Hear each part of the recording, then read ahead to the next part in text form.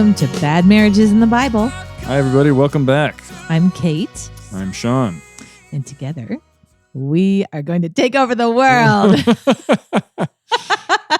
That's right. It's taking a turn. We've just been lulling you into our confidence. Now is the time for brainwashing. So no, for real, we have started Dandelion Ministries, which is an arts-based ministry where we create space to experience the grace of Jesus Christ in your place of need. Mm-hmm. With podcasts like this one and art and music and blogs and Retreats. Yeah. Yep. And, playing with toys on YouTube, whatever we can employ to create that space and frankly, help you hear good news in your place of need and not make it feel like, I don't know, some sort of stereotypical burden of preaching or something. Yes. This is actually we do like to come in around the sideways through the creative. Yeah. Art has a wonderful way of disarming our defenses, frankly. Yeah. We all have our defenses up because we all know, despite whatever we're projecting to the world, we all know that we've got trauma, we've got pain, we've got unresolved problems, we've got all sorts of stuff that we're carrying with us every day.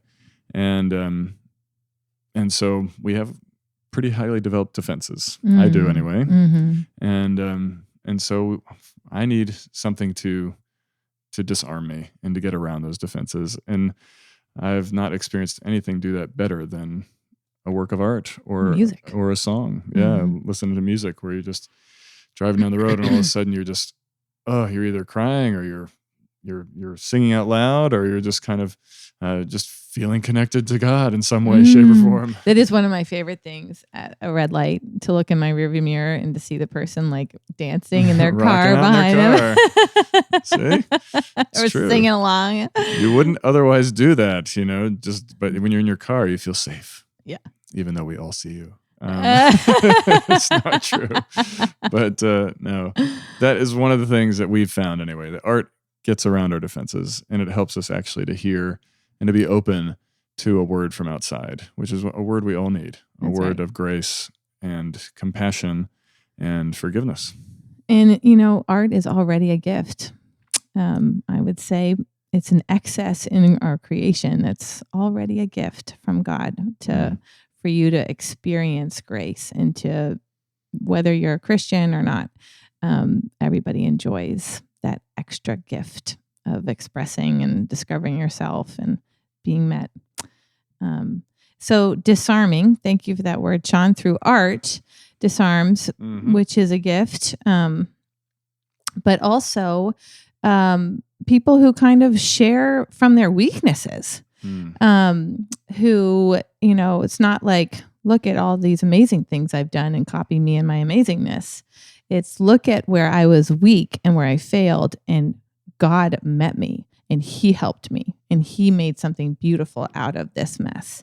And that is the testimony we see in these bad marriages, in the relational strife that are written in the pages of the Bible. So we've been walking through the first families in Genesis, and we're now in Genesis chapter 37 with Jacob's oldest son by Rachel, his favorite wife. Yes, his favorite wife, the one he wanted to marry first out of everybody else. He ended up with 3 others. Yes, we're going to talk about that in a second. And so we're going to start so far we've followed Abraham. Well, we started with Adam and Eve, but then Abraham and Abraham's son Isaac, who had Jacob.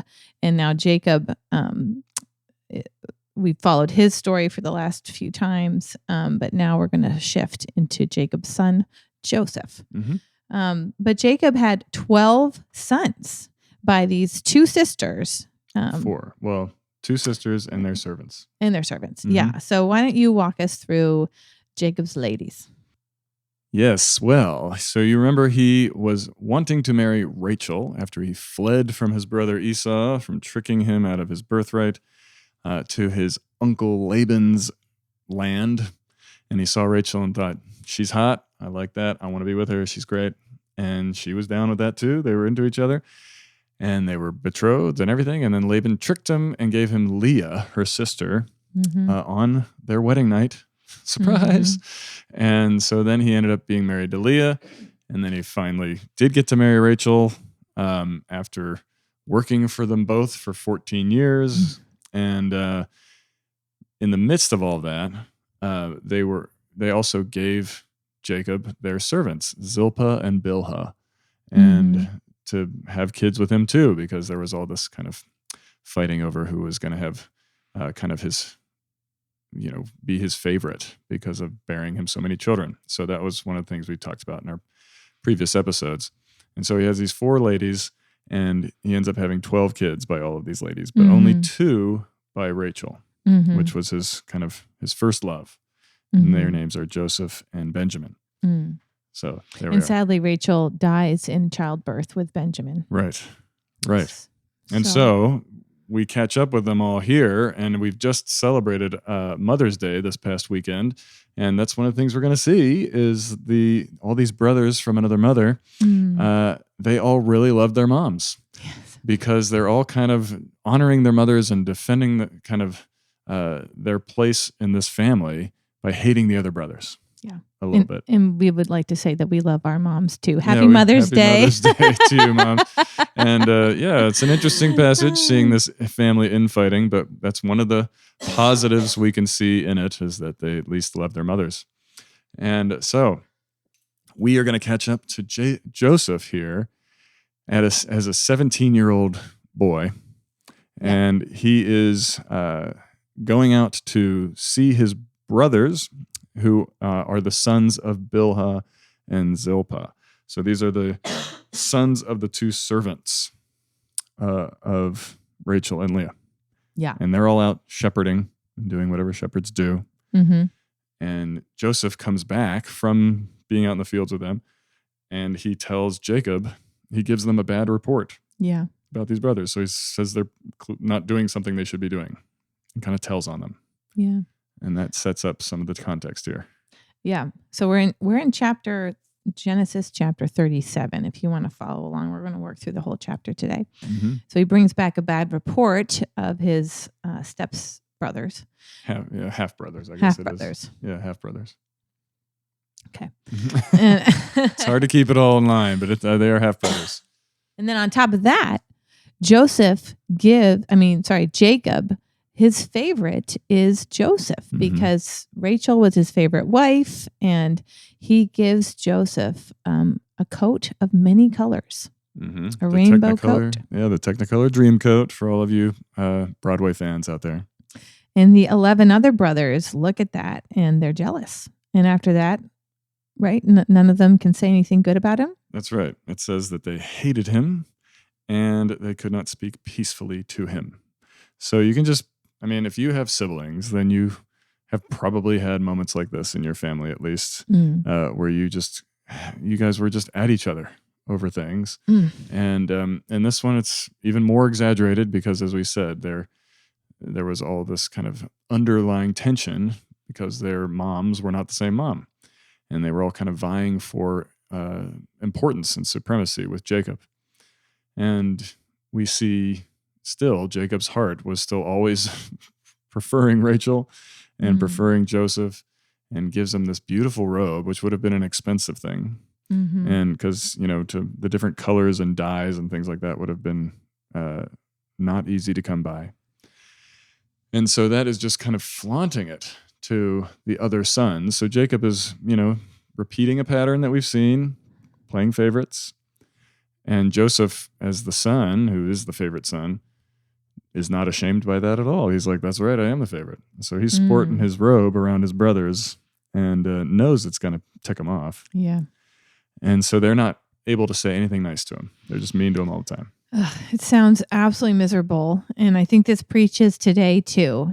This is not something that is foreign, having that kind of really unhappy home, really unhappy relationship with siblings, amongst siblings. So they didn't hide that. Genesis doesn't hide that. It's speaking right into this, and it's going to get even worse. And that's why it's showing how bad our broken love is, how bad our sin is, how strong our hatred can be. And that's why we need a God who's big enough to intervene, who loves us and who can forgive and redeem. So Right. we're going to see the need for redemption in this story as it progresses. Yeah, and it's important to say too that like it's easy to, at least for me, it's kind of easy to read Joseph as the hero, and he plays out to be the hero in the story. Mm-hmm. But I also see, as I think about just my life with my siblings, I can also see that Joseph, while the first report may have been genuine and like objectively they may have been doing a bad job. Right. Like they're abusing the sheep or Yeah, something. right. Who knows what they were doing with the sheep? And but that, we can give them a pass there, but still, that telling on your siblings is never going to endear you to them. And then the fact that they start hating him and he's wearing his jacket, his coat everywhere, rubbing in their faces. To me, just the situation, there's just nothing but antagonism between them all. And so I think when we hear Joseph now, he's going to start having these dreams. I think he's telling these dreams. If I'm thinking of myself as a sibling that has other siblings that are mad at you and resentful and all that, I would be telling these dreams to get a rise out of them and to rub it in their face and to kind of rub the preferred status that I have in their face. Yeah. So Joseph he's complicit in the in the problem here. Yeah. Exactly. He's adding oil to the fire. Mm-hmm. Gas. Either one, oil would burn too. Not quite as well though as gas. Gas is better. Gunpowder. Yeah. All better. All of that. So the dreams. So God does give Joseph dreams, and he gives him two different dreams, which the bottom line is that he becomes the ruler and his brothers bow down to him. Right. And he shares it with them. Yes, he tells them. He's like, hey, guess what? I had a dream. If I were in this situation, like out of just simply self-preservation, another way it could go was you might say, thank you so much, Dad, for this gorgeous coat. And I'm just going to save it here in my chest and like try to make peace with my brothers, and keep it. And maybe, when I grow up and move out of the house, then enjoy it or something. And if I had these prophetic dreams, I might go share them with my dad, but and pray about them, but he doesn't have to share them. But in both of those cases, he is like, you know what? I'm wearing my coat and I'm telling all you guys about my dreams. Absolutely. I mean, you're right. That would be a very sensitive and compassionate approach, But he's 17. I remember being 17. I used to describe myself as confident, not cocky, and which Kate will laugh about. We met when I was 17. Yeah. And I remember, this makes me think of, so I played soccer all through up through college. And I remember I had a jacket that was displaying our high school soccer team exploits, which we were really good. And we won the state championship 3 out of our 4 years. So we were really great. And I was proud of that. And I remember going to college, and it was a small D3 school. And I wore my state championship, very, I guess, brash when I think about it, jacket. It didn't look terrible or anything like that, but it just was boasting in what we had done. And I'm wearing this, I'm walking in as a freshman into a new program at a collegiate level. It wasn't D1 or anything, but still. And I had the audacity to wear this jacket. And I remember thinking I am proud of this. And nobody got pissed at me necessarily, but I definitely think there was some kind of, slanted kind of eyes and kind of askance views towards me. Kind of who does this guy think he is? Yeah. I was 18 at that point. So, I can understand why Joseph would do that. And especially when you think of his culture, all cultures have honor and shame in them. But I think theirs was even more so. The ancient Near Eastern cultures were definitely based on a kind of shame and honor idea. And he was honored by his father. And the coat isn't necessarily a bad thing in and of itself. It's just a display of Jacob's love for him. But it's because it was at the expense, essentially, of his brothers. It highlighted his favoritism. Yeah. And so I feel for Joseph. You're right. It probably wasn't wise at all. I do think I'm sure it was him in his youth and kind of just showing how he was the best, Yeah. Sure. That's what he does. Yeah. Yeah. It's a good compassionate view. You've taken us into Joseph's mentality, why he might do such a thing. But yet also looking back on it was not wise. Still backfired. Yeah. Yep. So his dad, I think this is quite unwise. And his father does learn from this and doesn't repeat it with Benjamin. But so all 11 brothers are out tending the flocks. And the dad is curious, and he goes to Joseph and says, "Won't you bring me back a report of how the brothers are doing?" This happens with David and Goliath. That's David's bringing a report back to his dad. Right. It's like a thing dads do. It is. But you can also hear how, he's already brought back a report too that was a bad one. So, and you're right. This is not wise. Jacob is clearly... There's a triangulated relationship here between Jacob and his other sons and Joseph. He's using Joseph as his go-between. You go tell me. I trust you. The implicit message is I trust you. Yeah. I don't trust them. We're in cahoots, you and me, Joseph. Yep. You got the sweet rainbow coat that I gave you. Go tell me what they're really doing out there. Yeah. Which all of that is just setting Joseph up in a way for just having nothing but a fight with his brothers. Yeah. Yeah.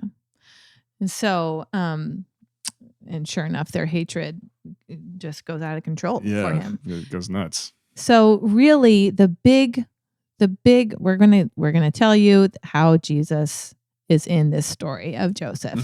But the big thing is to see that God's hand is in every single part of this story. The story of Joseph is an anthem to God being in charge and to God being in control and to his gracious intervention to redeem sin and to redeem sinners. Mm-hmm. And so all of it, the brothers' rivalry, the brothers' jealousy and hatred, Joseph's naivete and brashness, and confidence, not cockiness, cockiness perhaps, and confidence. All of that is, God is in all of that. Mm-hmm. And so this next bit even shows more of that. So Joseph is wandering about in a field. He's like, "Where art my brothers? I can't find them." And he's wandering about in this field. And a stranger out of nowhere pops up and is like, "Oh, are you looking for your brothers? I have seen them. They're over in Dothan." And so Joseph's like, "Oh, why, thank you." And he goes over to Dothan and sure enough finds them. And so all of this, God is designing and is in the details and even in the hard parts too, because he's stronger and he's going to redeem them all. He is. And that's the dreams too. The very fact that he had these dreams, he had 2 dreams that you mentioned. And the first one he tells just his brothers, and it shows that they're all bowing down to him and, through the sheaths that they all cut. But then the second one is with his dad included, and his whole family. It wasn't just, and that's something that I think is important to say as well. And then he goes and tells Jacob and his brothers. We forgot that bit. And it's about these, the stars and all these kinds of things, bowing down again, the sun and the moon and 11 stars. And they're all bowing down to Joseph. And that's a symbol of his mom and his dad and his brothers bowing down to him. And so and Joseph rebukes him. Gets mad at him. He's like, "Are you kidding me? Who do you think you are?" So Joseph's brashness, he's either completely tactless, which this guy is a social idiot, or which he doesn't, which we can say he obviously isn't because of the way he handles himself later in Egypt. Although he does get himself into trouble there too, but that's not his fault. That's not his fault.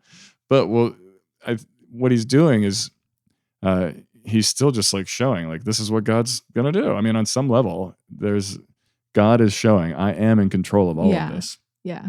And whatever Joseph's motivations are for sharing it, that is the truth. And so then it's after that rebuke by Jacob, where he kind of puts him back in his place. He's like, "I'm your father. Maybe your brother's going to bow down to you, but certainly I am not." Right. But it does say that Jacob keeps that kind of in the back of his mind, this dream. Yes, because Jacob's had his fair share of visions. Yeah, he knows. He knows that God overturns the appropriate hierarchy and like appropriate family order. Right? We've talked about that. That is what God does. That's right. And so Jacob knows, like, oh crap, I don't like that at all. But it's I'm going to just remember that because it's probably true. And then that's when he goes out to the field and sees his brothers. And you're right, he's just kind of wandering about. This guy tells him where to go. And then before he even gets close to his brothers, it says they see him from afar before he came near to them, and they were like, "We're going to kill this guy." Yeah. I mean, their anger and resentment towards him has peaked, and it's gotten to the point where they're willing and ready to conspire to kill him. Yeah. Yeah. Yeah. That's why I just like Jacob sent him out alone, to the wolves, kind of. Absolutely. Just like wandering out there by himself. And 11 of them who hate him are just like can't help themselves. They can't help themselves. Yeah, it's like groupthink, it's like mob mentality here. Yeah. And they're thinking, well, they come up with a plan. This is where gang rape happens, this is like when we see this all the time. Yes. The gang mentality, and you just build off of each other's. It's true. It's a good idea. I mean, sadly, we see it. We've seen it on the news so often now, especially with kind of police brutality and things like that, when it's like there's this moment where something kind of shifts and rationale is out the window. And there's just this kind of violence that takes over. Yeah. And it's horrible. It is truly horrible. It's terrifying. Is watching, it's like watching the demonic happen. Yeah.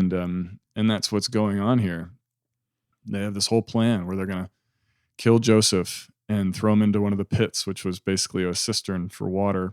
But it makes pains to say there was no water in them. Right. So these are just empty pits. Just empty pits. And then they're like, and we'll strip him of his robe, because the robe is such a symbol, this is where you're going to start to hear the foreshadowing for Jesus. But the robe is the symbol of God's blessing, of the Father's blessing upon him. And the Father's love and honor of him. Mm-hmm. And they're going to strip him of his robe. They're going to dip it in an animal's blood, and they're going to take it back to their dad and say, like, look, an animal killed him. Mm-hmm. And we see that happen to Jesus himself. Jesus is the one who is stripped of his robes, and the soldiers cast lots for his robe and all this stuff. And then it's what we do in our sin. It's what we did in our sin to Christ, where we hated him for it wasn't because he was doing anything bad. We hated him because he was forgiving people. We hated him because he was saying that he was God. I mean, this is why Jesus was killed. Yeah. And it's the same kind of frenzied mob mentality that happens at Jesus's crucifixion. Yeah. But something happens with Joseph. Yeah. And if you haven't read the book called The Robe by and there we are. Douglas Lloyd or Lloyd Douglas, one of those. Kate's notoriously bad at remembering names. Anyway, it's called The Robe. It was written maybe 75 years ago, but it still preaches, and it's so good. And it's about Jesus's robe. I love it. Yeah. So anyway, back to Joseph's robe. And just what you were saying too made me think of another strain, that Jacob probably noticed how all 11 of the brothers hated Joseph, and he was having a really rough time. And so maybe he gave him that robe as a way to say, you're special to me. You're special to me. I never thought about that before. Yeah.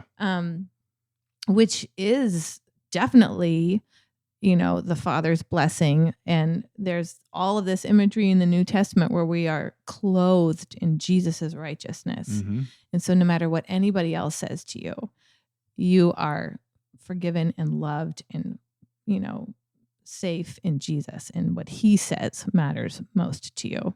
And it cannot be taken from you. You cannot be stripped of this, because it is actually outside of human power. That's right. It is beyond our ability. Yeah. It is Christ himself, God himself. Yeah. And the fact that Joseph is wearing this robe when he goes out to go find them in the field. Yeah. Like he really was wearing this all the time. and that was probably his one kind of reminder that he was sort of clinging to, like, I matter to somebody and I'm going to get out of this hellhole and sometime, soon. Sure, And, right? um, so you were just zeroing in on the robe right there and Yeah. what it symbolized. And that's certainly an image for Christians to hold on to too. When you're clothed in Jesus, he's with you, and that blessing can't be taken away. Mm. And it's stronger than all of the haters around you. Yeah, that's right. So back to this. So now we see Joseph really passive. He cannot do anything. He is way outnumbered, and they all want to kill him. And they throw him into this pit, and the whole story, we're going to see the whole thing is God designing this. He's in every detail. Joseph can't do anything to help himself, but God is his helper. And God is going to take things that were intended for evil and use them for good. Right, that is from this passage. When Paul says that, the famous passage in Romans 8, it is from the story of Joseph, which we'll see as we get into it. That's right. More. And it's uncomfortable for us to see this passivity, but there are times in life where we brush up against the fact that we are not in control, and we really, you might know that theoretically, but there are times, in a car crash or some horrible tragedy where you realize, whoa, I am not in control. And it's almost like we can't live in that knowledge all the time. Right. We push it out of our minds all the time. We do. But this story really puts it in your face, and Joseph's only hope is God for him. And that is truly the state of all of us. When you peel back all the layers, that's the case for all of us. Every breath is a gift. Every breath is we're in his hand, not our own. Absolutely. No, it's very true. Yeah, I mean, as you say, there's so many things that happen on a daily basis that are so out of our control. We like to think that things are kind of anomalies, like a tornado hitting or a hurricane or something like that. But when we really think about it, I mean, just the wars that are going on in the world, in Sudan right now, and Ukraine. I mean, there's never a moment where there's not some sort of thing going on that we, despite our best efforts, can't prevent.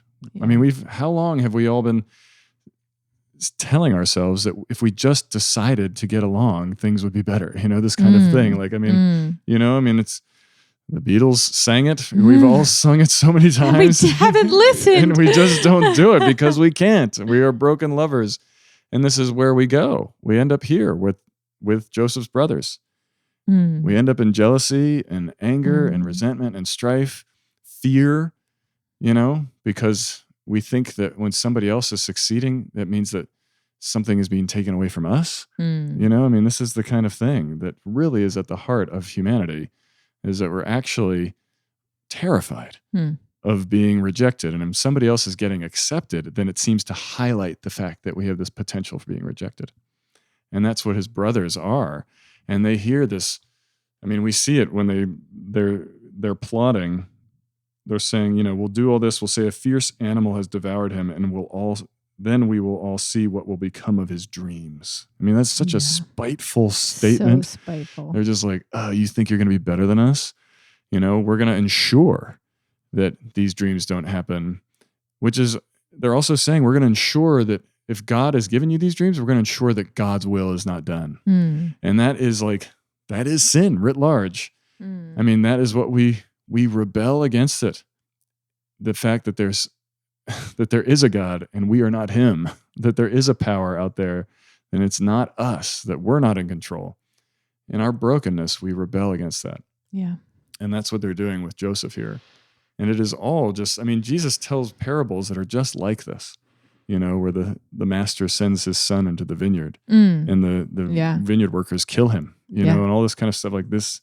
This is a recurring pattern that we'll see in Scripture because God is showing that this is without his intervention, without his grace him coming to forgive and to actually be stripped by us, what we would end up doing is we would end up consuming each other. We would just end up turning on each other and ourselves. I mean, we would all end up killing others.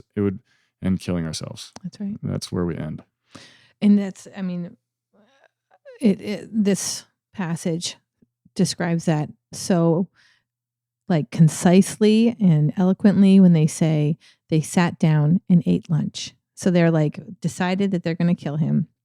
Reuben actually intervenes. There's one more thing that happens. Yeah, Reuben, the eldest. And if you remember the episode about the mandrakes, Reuben loves his mom, Leah, and was trying to help his mom get ahead of Rachel and get in the front of the race to win Jacob's favor. And she could do that by having more and more kids. And so Reuben, the eldest, brought some mandrakes, which were some aphrodisiacs for his mom to make her more fertile. And there's a whole story about that. So Reuben was Go back and listen to the mandrakes. Reuben was trying to help his mom. And Reuben just gets convicted right here. And he sees Joseph in the pit. And he's like, you know what?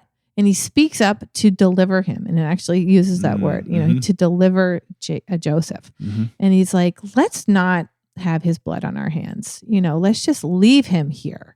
And he planned to come back later and rescue Joseph. And bring him back to Jacob. So that's what they left it like that. Like, okay, we'll just like leave him to die in this pit. We won't actually actively kill him.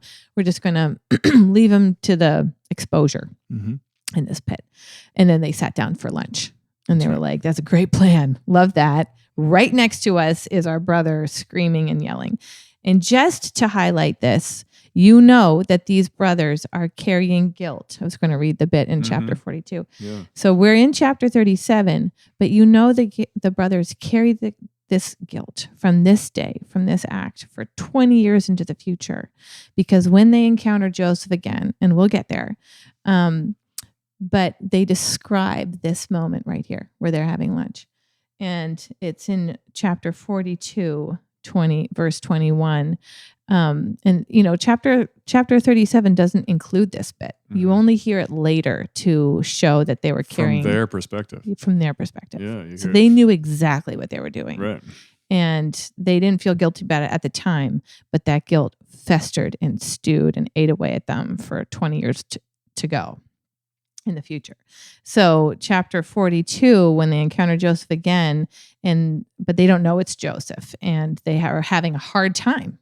And they say, then they said to one another, in truth, we are guilty concerning our brother, meaning Joseph, in that we saw the distress of his soul when he begged us, and we did not listen. And that is why this distress, the thing that's happening to them right now in Egypt, has come upon us. And Reuben answered them, did I not tell you not to sin against the boy? But you didn't listen. And now there comes a reckoning for his blood. And they didn't know that Joseph had understood them, who was right there in the future. And Joseph goes and weeps after he hears that. Yeah, because he can hear that they are still carrying that guilt from the evil that they did to them in chapter 37. Yeah. I mean, it's like you just think of like horrible scenes in movies where it's just like, I can't believe this is happening. Yeah. That's what this is. Yes. There's nothing good about it. It is painful. And it would be tragic to hear his screams. And they just sit there totally indifferent. And Reuben convinces them not to kill them. But then while they're eating lunch, Judah, also Reuben's brother from Leah, says, let's not kill him, because that's the interesting thing. They're like, well, maybe they were maybe still thinking about killing him after Reuben said it. But Judah says, you know what? There's no advantage for us to kill him.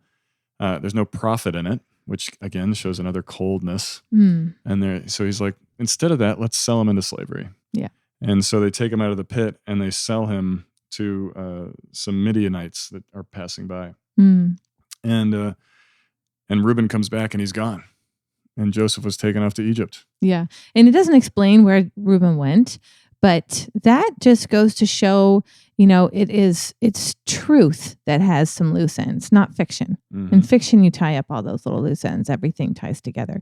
But in truth, there are sometimes loose ends, excuse me, that aren't quite explained. So he had to, some sort of sheep was running away, or he had to go relieve himself, or who knows what. But Right. he was gone for a minute, Yeah. and then he comes back, and Joseph is gone.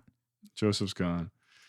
And he's distraught, and he grieves. He rips his clothes and tells him, what am I supposed to do now, with them, because he was really determined to save their brother. And what they end up doing is that's when they take the robe that they've stripped off of Joseph, this symbolic picture of the blessing of the Father, and they kill a goat, and they dip the robe in the blood and bring it back to Jacob and deceive him. And they say your son was devoured by a wild animal. Right. They're not talking about it like our brother. Right. It was your son. Yeah, they distance themselves from it.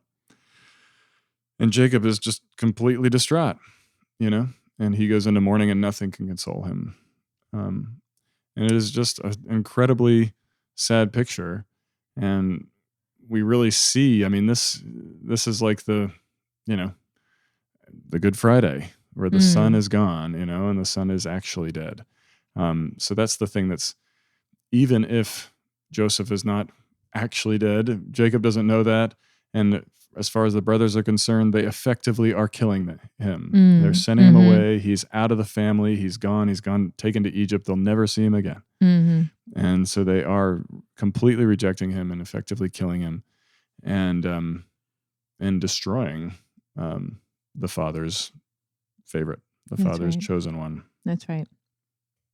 And just a little interesting fact here, the ones who buy him are Ishmael's descendants. So Abraham, had a son by Hagar, and Ishmael was his name. And so these are his descendants. And in the text, you'll see Ishmaelites, and then it ends with Midianites. And we'll read in Judges chapter 8. I read this in a commentary. I don't know this offhand, but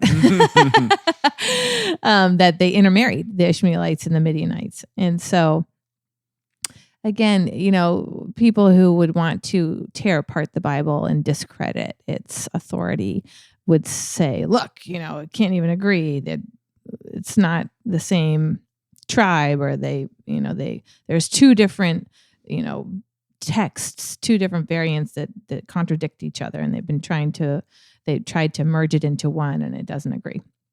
But the truth is that these were intermarried tribes, and they came from both sides, and that happens a lot. And so and some of these little details, like Reuben missing, just underscores the fact that this is a true tale that's being told. Yeah, true story. Yeah. And it just, as we get wrapping up here, as we're close to time, we just want to continue to highlight the parallels between Joseph and Jesus. Jesus was betrayed for the 30 pieces of silver by Judas, and Joseph was sold by his brothers for 20 pieces of silver. It wasn't the exact same number, but still for silver. And that was the price of a slave. Yeah, at that time for Joseph. Yeah, and probably through inflation, it was more like 30 by the time Jesus was alive. I don't know. Yeah, but anyway, there's so many parallels here. Joseph's story is one that is, it is God showing us, this is what I'm going to do. And we're going to see how God redeems this thing with Joseph specifically as we move on. But it is highlighting to us as we sit here still in Easter season before Pentecost, we're still remembering what Christ did for us and the ways that he was betrayed by everybody, his creation, his people. And he was sold, and he was stripped, and he was killed. And he did all of that to save us and to set us free, to make a blessing. I mean, this is one of the things that when we think about the blood that they shed and dipped Joseph's coat in and everything, there's that moment at the crucifixion when Pilate washes his hands of Jesus's blood and says, I wash my hands of his blood. He's innocent as far as I'm concerned. I don't have anything to do with this. It's your fault. So he's excusing himself from responsibility, which is not true, but he still does it. And but the Jews cry out, the crowd, it was probably mixed Jews and Romans, and they cry out and they say, "Let his blood be on us and upon our children." And they call down a curse upon themselves, essentially, because they don't believe Jesus to be the Christ at all in that moment. And I was rereading Fitzallison's book, Trust in an Age of Arrogance, and he was highlighting this, where he said that curse becomes the greatest blessing. They call this down upon themselves, and it is actually true. God takes this thing that they intended for evil, just like what happens with Joseph and his brothers, and it becomes their salvation, the blood of Christ upon them and upon all of us. And thank God his blood has rained down upon us and washed us of our sins. And it's the same thing that we'll see happen with Joseph and his brothers. That's good news. That's good news. Well, thank you so much for listening to this. And we are grateful for your time. We invite you to visit our website, dandelionministries.org. In the show notes of this podcast, you'll see Sean's email, sean@dandelionministries.org. You can shoot any questions that you have about this, about what we're talking about, shoot it to him. Or if you have a question about marriage in general, we'd love to hear that. We would welcome a review and a thumbs up on Apple Podcast, and feel free to share it with your friends. And if you'd like to support this show, there's a way to give through our website. All in the show notes. Yeah. Thanks again for listening. Thanks, everybody. Have a great week. Bye-bye.